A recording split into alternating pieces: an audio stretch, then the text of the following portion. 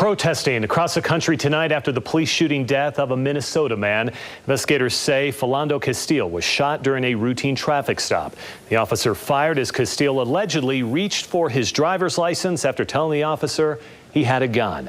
Well, it raises new concerns for many Utahns who legally keep a firearm inside of their car. What to do in a situation like this one?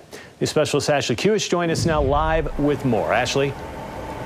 Mike, Utah law says if you legally own a gun, you can have it in your car at any time, regardless of the fact if you have a concealed carry permit or not. But if you do get pulled over, what do you do? What are the proper steps to take? Like most of us, Brett Crockett begins most days by getting in his car. However, when this man gets in his car, it's always with a gun on his hip.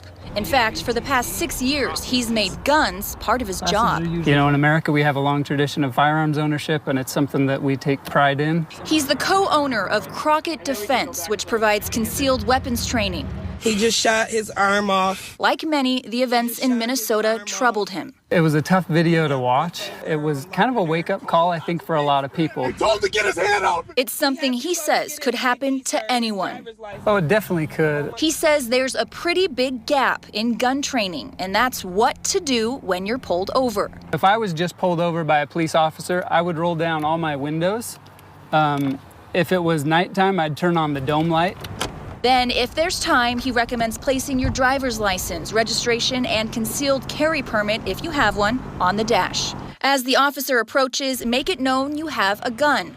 Lastly, Crockett wants people to remember there is no such thing as a routine stop for law enforcement officers. Traffic stop or a policeman approaching a car is one of the most dangerous things that they do in their job.